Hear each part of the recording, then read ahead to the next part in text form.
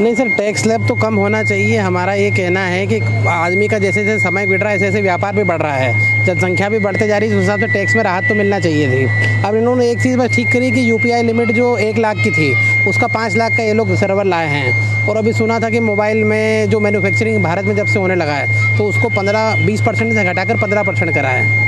बस ये है, लेकिन महंगाई तो अभी बढ़ी रही है। तो जिस तरह से महंगाई बढ़ रही है, जी जी सैलरी क्लास की सैलरी नहीं बढ़ रही है। जी जी ओल्ड रिजीम जो टैक्स था वही रखा गया है। जी। उम्मीद थी कि थोड़ा कम और जी हो जी जाएगा, क्योंकि देखा जाए तो स्टार्टअप बिजनेस को लेकर जी 1 साल की टैक्स स्लैब में और छूट दी गई है। जी जी जो मध्यम वर्ग या जो मिडिल क्लास जो होते हैं, जॉब करते हैं, उनके लिए क्या है?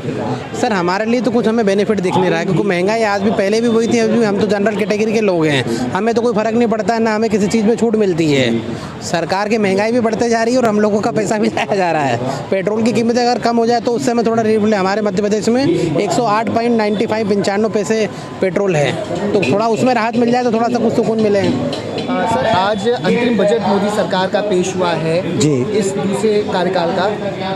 टैक्स में कोई भी बदलाव नहीं किया गया है, जो भी नौकरी पेशा है। क्या कहना चाहेंगे आप सर? यहाँ देखिएगा सर, टैक्स के बारे में ये कहना चाहेंगे, जो गवर्नमेंट ले रही है देना चाहिए और वो ठीक है। वो इसमें की खबर है, ना बढ़ाया ना घटाया, हाँ। पुराना रखा। भाई उसी जगह पर है तो आप टैक्स दीजिए ना। आप हर जगह तो अपनी इच्छाएं पूरी कर लेते हैं, जब टैक्स की बारी आती है आप लोन पे गाड़ियां ले लेते हैं, हर चीज़ ले लेते हैं, टैक्स तो दीजिए ना साहब। सैलरी पेशा को उम्मीद थी कि थोड़ा और स्लैब में बढ़ोतरी की जाएगी, थोड़ी और राहत मिलेगी, लेकिन सरकार ने पुराना का जस का तस रखा। हाँ, पुराने का दिया ना। हाँ, नहीं ठीक है। इसमें आप कितना देंगे नंबर बजट को लेकर? हाँ जी, बजट को लेकर क्या कुछ नंबर देना चाहेंगे? नहीं बिल्कुल बैलेंस बजट है? हाँ बैलेंस बजट है, टॉप का है, कोई इसमें वो नहीं। टैक्स स्लैब में कोई भी छूट नहीं दी गई है, जो पुराना रिजीम था वही रखा गया है। क्या उम्मीद थी सैलरी पेशा लोगों को? सर सैलरी पेशा लोगों के हिसाब से हमें इतनी उम्मीद थी कि थोड़ा बहुत हमें मिलेगा, छूट मिलेगी, लेकिन इस बार सरकार ने कुछ ऐसा छूट के बारे में अनाउंस नहीं किया।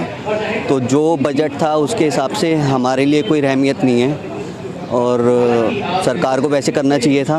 तो इस हिसाब से सैलरीड एम्प्लॉयज़ के लिए कोई ऐसा ठीक इन्होंने अनाउंस किया नहीं है। देखा जाए तो महंगाई बढ़ रही है, सैलरी पेशा का सैलरी नहीं बढ़ता है, लेकिन हाँ। महंगाई घर का खर्च हो या अन्य खर्च हो, पढ़ाई, बच्चों की पढ़ाई, अन्य मेडिकल खर्च, सभी चीज़ों में बढ़ोतरी होती है। तो ऐसे में सैलरी क्लास को भी एक धक्का लगता है जब बजट से उम्मीद होती है सर। हर साल मतलब जो भी हम सोचते हैं, इतना हार्ड वर्क करते हैं, उसके हिसाब से जितनी सैलरी हमारी बढ़ती नहीं है और फिर हम सोचते हैं कि आने वाले टाइम में कुछ बजट में हमें कुछ रियायत मिलेगी, लेकिन बजट में भी कुछ ऐसी रियायत मिलती नहीं है। जिस तरह से आज अंतरिम बजट मोदी सरकार का आखिरी बजट पेश किया गया इस साल, तो क्या लग रहा है कि कुछ टैक्स रिजीम में छूट मिलनी चाहिए थी?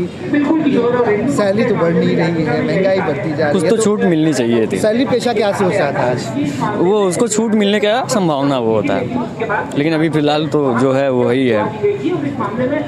अब महंगाई को लेकर कितने चिंतित हैं? महंगाई को लेकर तो क्या है, महंगाई का तो मतलब जो भी है वो अभी तो सब लोग उसमें सर्वाइव कर ही रहे हैं, तो उसमें महंगाई का तो कोई वो नहीं है, इशू नहीं है। बट टैक्स में छूट चाहिए था, हाँ थोड़ा बहुत मिल जाती चाहिए, हाँ अच्छा हो जाता और भी बेटर हो जाता। जो आया है वो बहुत बैलेंस बजट है और इसमें स्पेशली महिलाओं के लिए, गरीब लोगों के लिए, अन्नदाताओं के लिए बहुत अच्छा बजट आया है। और बात करें कि आम आदमी के लिए टैक्स में छूट नहीं है, तो उस हिसाब से आप देखोगे गवर्नमेंट ने 5 लाख तक पहले कोई टैक्स आपको मतलब देना नहीं पड़ रहा। 5 लाख तक वो काफ़ी है, अगर उससे ज़्यादा भी है तो बहुत कम टैक्स आपको देना पड़ रहा है। 7.5 लाख तो ग्रुप बना हुआ है, इससे ज़्यादा और कितना छूट करेंगे, है ना।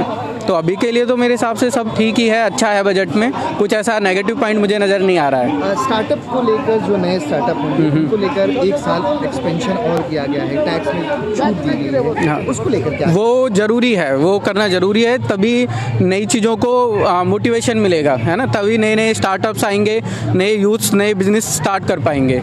तो मैं तो कहूँगा बहुत बैलेंस बजट है, बहुत अच्छा बजट है आम लोगों के लिए।